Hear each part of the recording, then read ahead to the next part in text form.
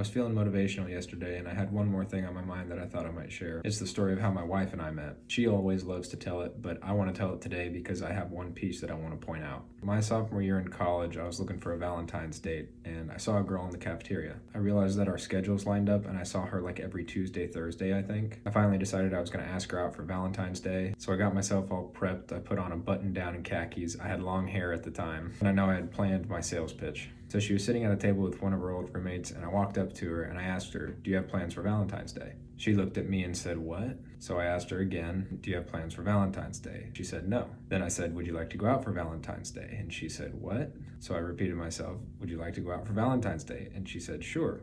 I asked for her phone number and gave her my phone.